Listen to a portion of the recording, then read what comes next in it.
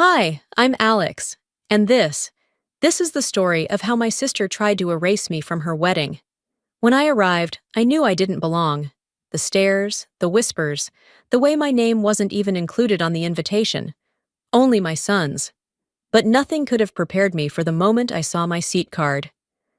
Single mother, waitress. That's all I was to them.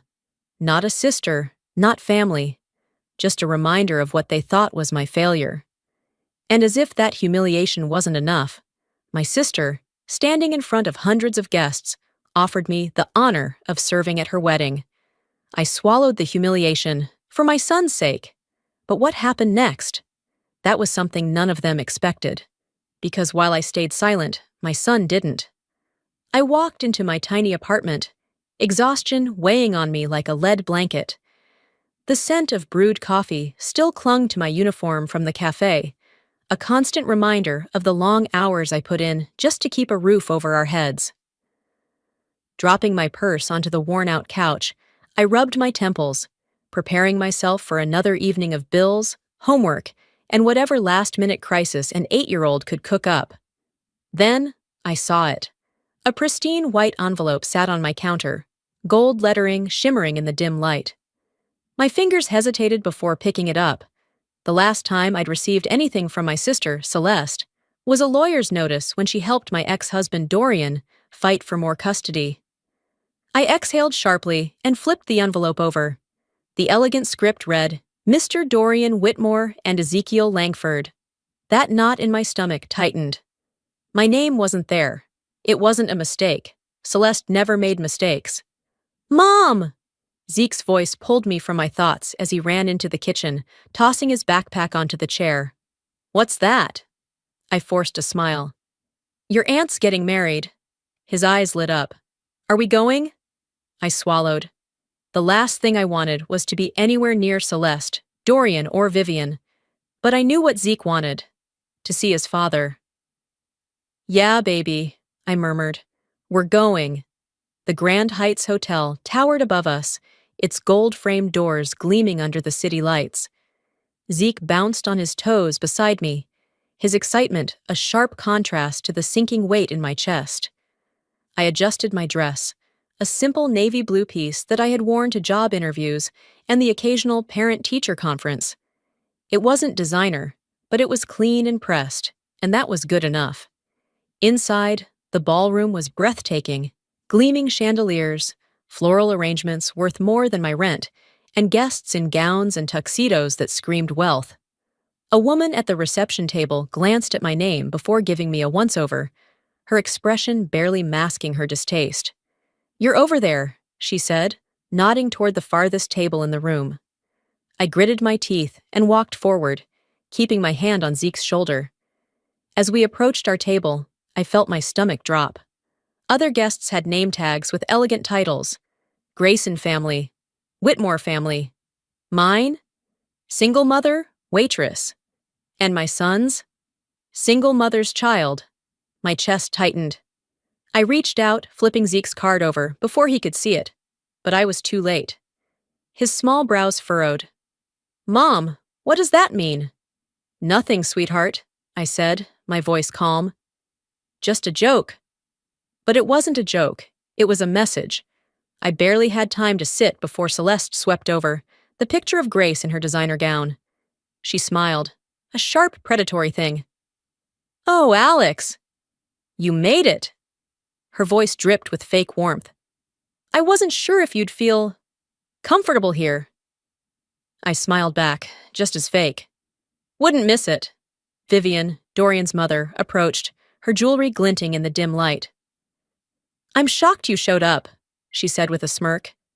I thought you'd be too busy waiting tables. I clenched my jaw. They wanted me to react, to snap, to yell, to storm out. I wouldn't give them the satisfaction. Mom, Zeke whispered, tugging my sleeve. Can we leave? Before I could answer, the microphone screeched and Celeste's voice filled the ballroom. Before we begin, I just want to take a moment to acknowledge a very special guest tonight. My blood ran cold. Everyone, my sister Alexandra, is here with us. She's always been hardworking. She's a waitress, after all. Laughter rippled through the crowd. Celeste smirked, feeding off the attention. Since you're experienced, why not help serve the guests? It'd be a waste of talent otherwise. The room erupted in laughter. I gripped my glass so tightly I thought it might shatter. My vision blurred at the edges, but I forced my breathing to stay even. Zeke's small fingers curled into my arm. He was shaking. I wanted to scream, to grab my son and storm out of this place, to tell Celeste exactly what kind of person she was in front of her perfect, hand-picked audience. But I didn't. Instead, I smiled. Slowly, deliberately. I took a sip of water and set my glass down with perfect composure. The laughter died down. The guests shifted awkwardly, sensing something was off. Celeste's smug grin faltered. She expected me to break. I wouldn't. Zeke turned to me, his voice barely above a whisper. "Mom!" He looked up at me, confusion clouding his bright eyes. "Why do they hate you so much?" "Because, sweetheart," I whisper, squeezing his hand. "Some people can't stand seeing others rise after they tried to break them." Zeke stares at me, his small brows furrowed in thought. I can almost see the wheels turning in his head, trying to make sense of something no child should have to understand. The waiter sets a glass of orange juice in front of him, and for a brief moment, it's just us. Just a mother and her son, sharing a quiet moment in a sea of judgmental whispers and polished cruelty. But the weight of Celeste's words still lingers, thick in the air, like the scent of oversprayed perfume and expensive champagne. I take a deep breath, steadying myself. We just have to get through the night. Celeste's voice drips with saccharine sweetness as she approaches again, her designer gown shimmering under the ballroom lights. "Alex, I insist. You should help serve. You're used to it, after all." Laughter ripples through the crowd again, sharper this time, the kind that cuts deep. I keep my expression neutral, my fingers curling into my lap. "Come on, Celeste," I murmur, barely sparing her a glance. "At least be creative with your insults." She feigns a gasp, placing a manicured hand over her chest. "Oh, darling, you wound me. I was just trying to make you feel useful. I mean, God knows you don't fit in here." Zeke grips his glass tightly, his little knuckles turning white. Vivian chuckles beside Celeste, swirling her wine.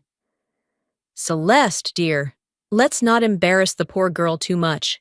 She already does a fine job embarrassing herself." A familiar voice joins them. "Let's not make this a scene." Dorian.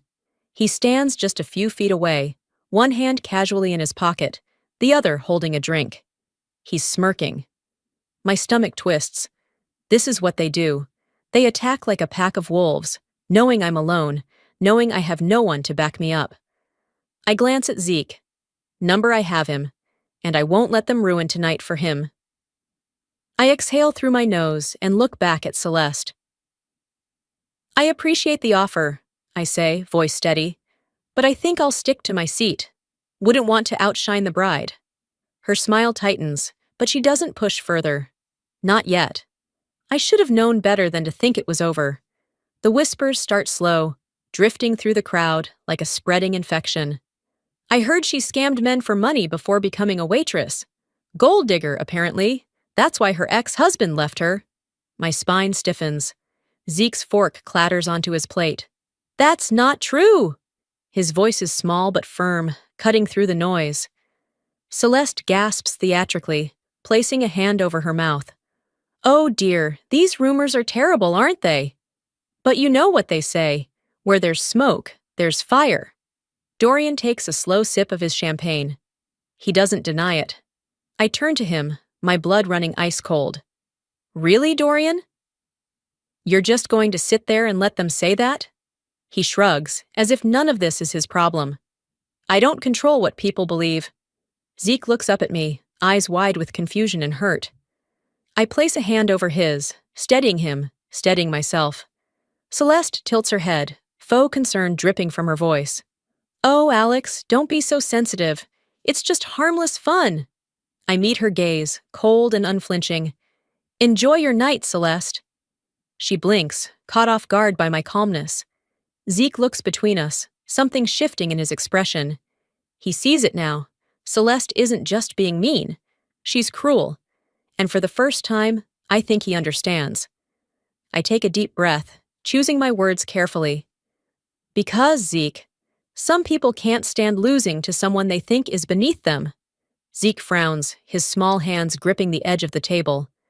But you never lost to Aunt Celeste. I let out a soft chuckle, though there's no humor in it. Exactly. For the first time, I see something shift in his expression. Not just hurt, not just confusion. He's questioning things now. He's realizing that the world isn't always fair, that people like Celeste don't need a real reason to hurt others. I wish I could shield him from this, but I can't. The night drags on, filled with the hum of conversation and the clinking of crystal glasses. I force myself to engage in small talk with the few people who still have the decency to acknowledge me, but my mind is elsewhere. Zeke excuses himself to go to the restroom, and I remind him not to wander. I watch him disappear into the hallway, unaware that he's about to uncover something that will change everything. On his way back, Zeke slows his steps, his ears picking up voices coming from a half-open door leading to a side lounge. He recognizes them instantly, Celeste and Dorian. He freezes, something inside him telling him to keep listening. Celeste laughs, her voice dripping with mockery. She still acts like she belongs here. God, it's pathetic. Dorian chuckles. She always did have that stubborn streak, but at least we get to watch her squirm. Zeke's small fists tighten. He knows they're talking about me. Then Celeste's voice lowers, but Zeke hears every word. The best part? Matt has no idea I'm pregnant with your child. Zeke's breath catches in his throat. He doesn't move. He doesn't breathe. Did he hear that right? His father? And Aunt Celeste? His stomach turns. His hands start shaking. The voices continue, but the words blur together in his mind. Zeke stumbles back, his heart pounding in his chest.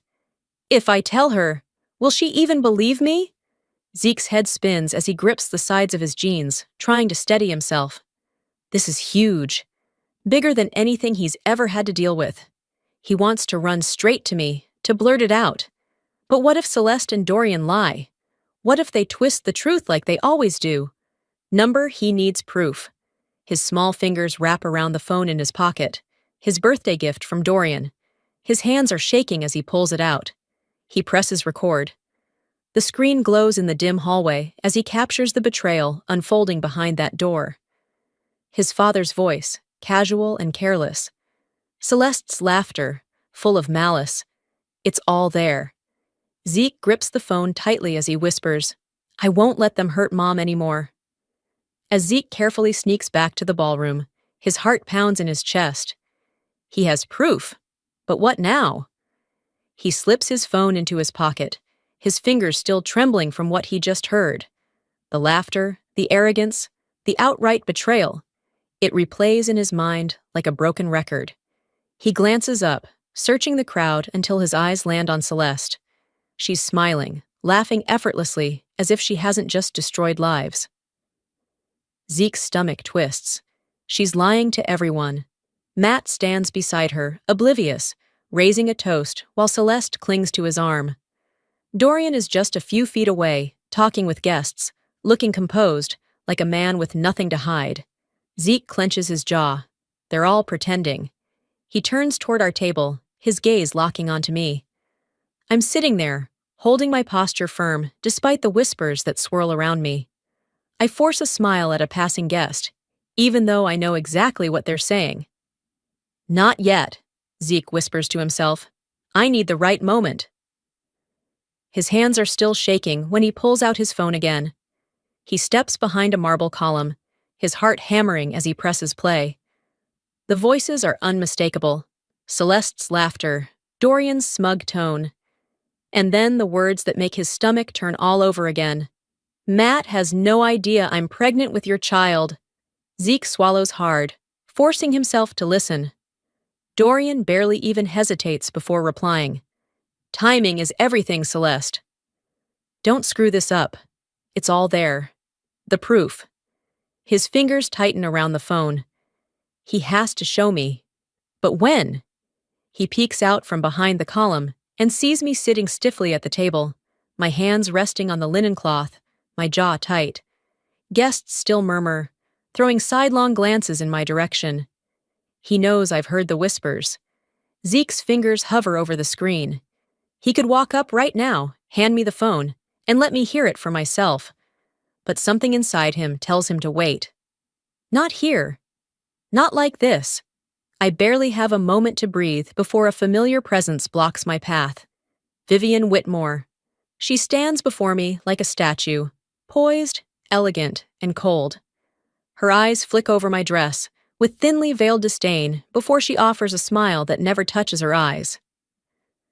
"Let's make this simple, dear," she says, voice smooth as silk. I exhale slowly. "Oh, I doubt anything with you is ever simple." Her smile twitches, but she recovers. Slowly, deliberately, she reaches into her clutch, pulling out a crisp checkbook. She flicks it open, scribbles something down, and then tears the check out with a practiced motion. She holds it up between two fingers, like an afterthought. 50,000, she says coolly. Enough to start over somewhere else.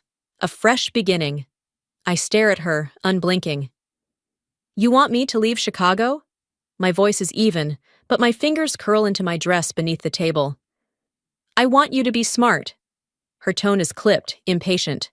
"Take the money, move somewhere new, and don't look back." I let out a slow, bitter laugh. "And if I say no?" Her lips press together in something resembling sympathy. "You won't like the alternative." I take the check between my fingers, staring at the number scrawled in elegant ink. $50,000. I fold it in half, then again. Then, slowly, I rip it in half. Vivian's expression doesn't change, but I see the flicker of something dark in her eyes. I drop the torn pieces at her feet. "I don't take bribes, not from you." She tilts her head slightly, her smile sharpening. "You'll regret this." I match her gaze, unflinching. "I doubt that." Vivian exhales through her nose, smoothing the front of her gown, as if I'm not worth the effort of a reaction. She steps over the torn check without another word and walks away. I watch her go, my pulse steady. When I return to the table, Zeke is already there, watching me closely. He clenches his phone in his small hand. He knows what he has to do next. Zeke glances at me, his little fists clench so tightly around his phone that his knuckles turn white. I don't notice. I'm too focused on keeping my head high, pretending the stares and whispers don't pierce through me like needles. He looks past me, his gaze landing on the microphone at the front of the ballroom. His breath comes fast and shallow, but he's already made his decision.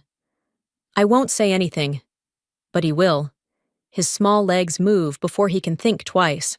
The hum of conversation in the ballroom starts to die down as Zeke steps toward the stage. A waiter pauses mid-step, hesitating as if unsure whether to intervene. No one expects an 8-year-old to be part of the night's entertainment. Celeste's laughter carries through the room, the sound syrupy and false. "Oh, I just adore how children always find a way to insert themselves where they don't belong." Zeke doesn't stop. My head snaps up just as the microphone crackles. "Enough!" His voice is small, but the weight behind it brings the entire room to a standstill. I push back my chair so fast it scrapes against the floor, but I'm frozen. Zeke grips the microphone with both hands, his face set in hard determination. "Stop making fun of my mom!" A stunned silence falls over the ballroom. The chandeliers above seem to hum louder in the quiet. I can't move. Celeste's smirk twitches, faltering for just a second before she forces a light laugh. "Oh, sweetheart, we're just having fun. You don't need to be so serious." Zeke shakes his head. "No, you're not." His voice is steady. "You've never been nice to my mom. Ever." A murmur ripples through the guests. Glasses are lowered. Someone clears their throat. I see Matt's brows furrow as he looks at Celeste. Vivian's lips press into a thin line. "Zeke, darling, let's not ruin such a beautiful night." Zeke doesn't flinch. He doesn't even blink. "You ruined it first." His small hands reach into his pocket, My breath catches. He pulls out his phone, holding it up for the room to see. His thumb hovers over the screen. Celeste's entire body stiffens. I see it in the way her shoulders go rigid, in the way her fingers tighten around the stem of her champagne glass. Zeke's finger trembles above the play button. For the first time all night, Celeste looks afraid. The ballroom is completely silent as Zeke lifts the phone toward the microphone. "Let's see what you really think, Aunt Celeste." A few muffled whispers ripple through the crowd, but most guests remain frozen in place. Champagne glasses hover mid-air, forks suspended inches from plates. Every eye is on Zeke. He doesn't hesitate. He presses play. The sound crackles through the speakers, and then, Celeste's unmistakable voice fills the room. "The best part? Matt has no idea I'm pregnant with your child." The words hang in the air like a slow-motion disaster. A single gasp breaks the silence. Someone knocks over a glass.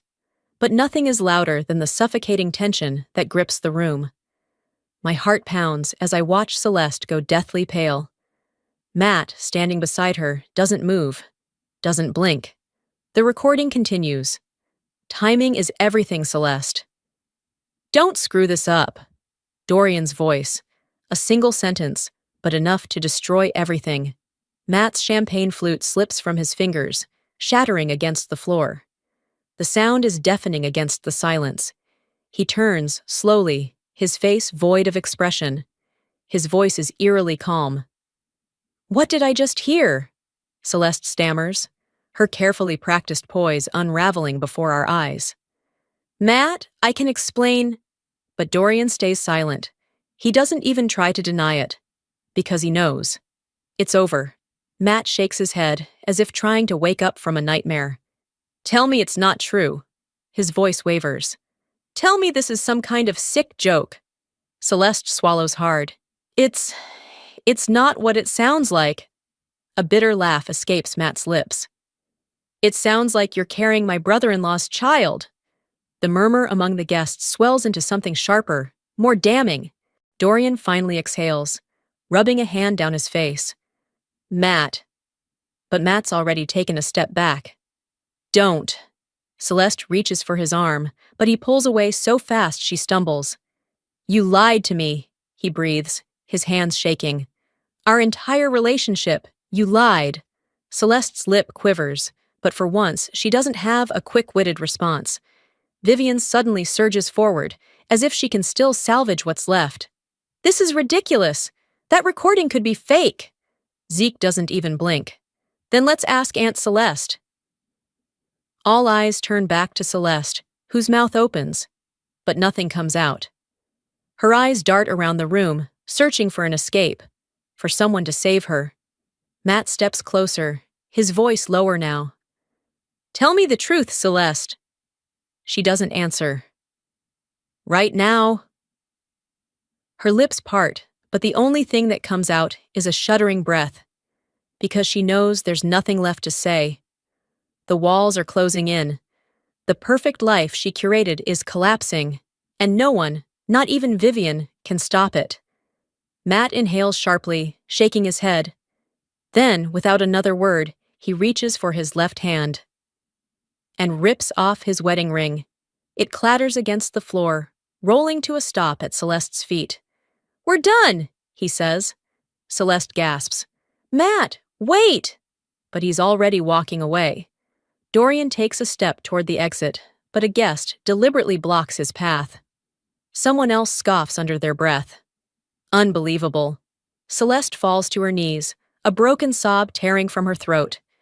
Vivian glares at me, her composure finally cracking. "You did this." I don't flinch. I meet her gaze head-on. "No, Vivian." I exhale, my voice steady, unwavering. "Your family did this to themselves." Matt turns to me, his voice raw. "You knew, didn't you?" I meet Matt's gaze, my expression unreadable. "I suspected. But now you know the truth." His jaw tightens, the weight of betrayal settling over him like an anchor.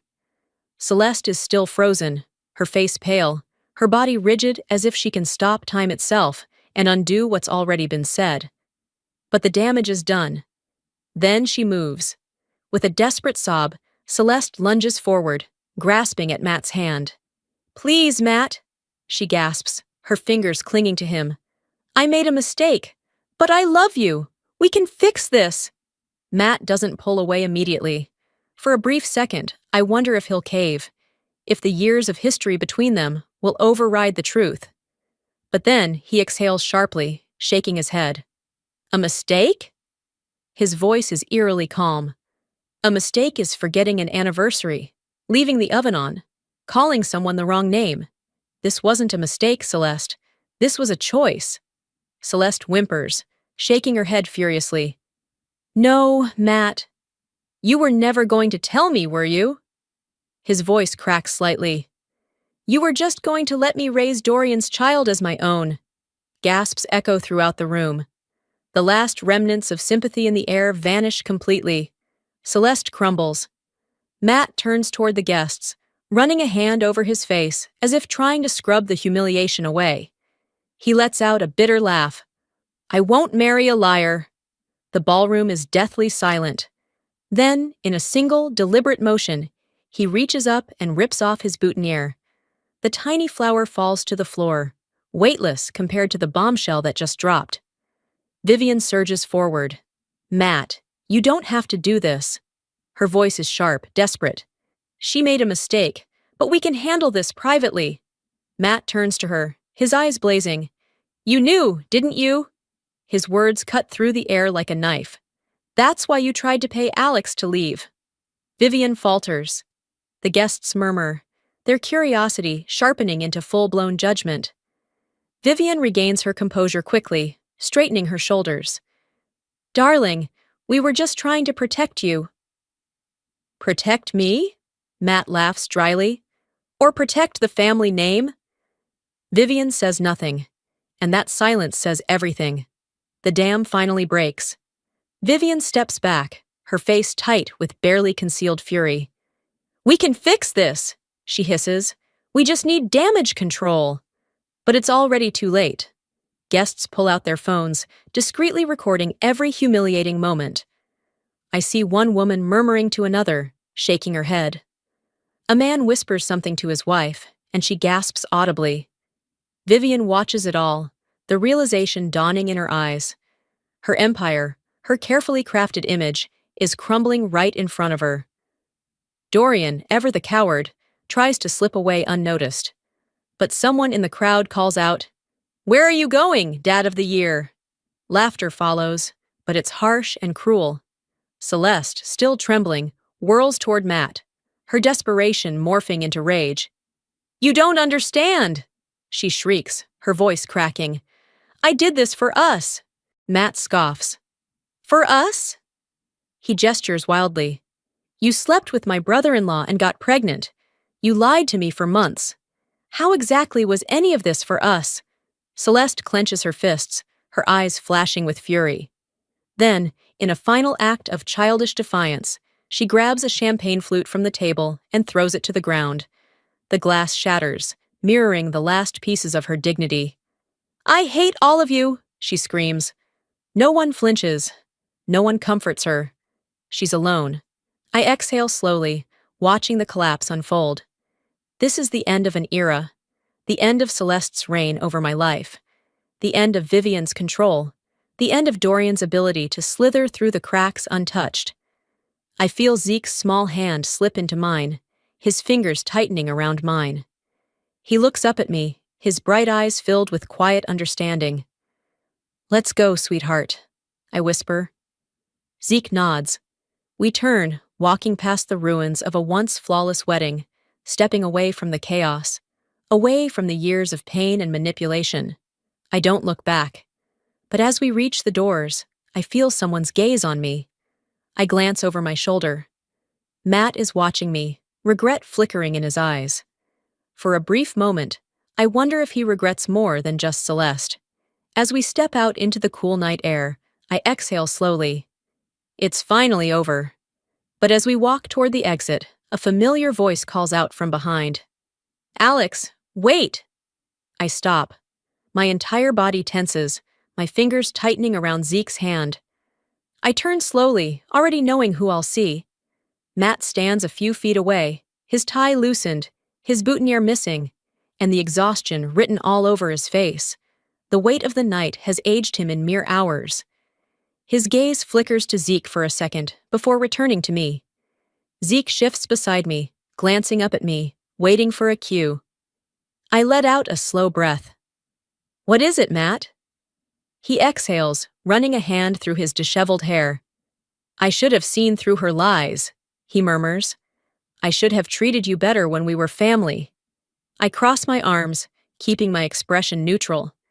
"You didn't want to see, that's the difference." A bitter chuckle escapes him. "Yeah," he says, shaking his head. "I didn't." Silence stretches between us, thick with the weight of too many things left unsaid. Finally, he looks back at me. "I don't expect forgiveness, but thank you for showing me the truth." A lump forms in my throat, but I swallow it down. This isn't my burden to carry anymore. Zeke steps forward, looking up at Matt with those sharp, observant eyes of his. "You deserved better, too," he says softly. Matt's shoulders sag slightly, his expression unreadable. But I see something shift in his gaze, like he's finally realizing how much he's lost. I reach down, taking Zeke's hand again. It's time. Matt watches us for a long moment. Then, as if realizing there's nothing left to say, he asks, "Where will you go?" I give him a small, knowing smile. "Forward." And with that, I turn away. I don't look back. We step out onto the sidewalk, the cool night air wrapping around us. For the first time in years, I feel lighter. Zeke squeezes my hand. "Are we finally free, Mom?" I look down at him, exhaling deeply, letting every painful memory, every betrayal, and every weight I've carried for too long leave with my breath. "Yes, baby," I whisper. "We are." As we step into the waiting cab, I glance back at the hotel one last time.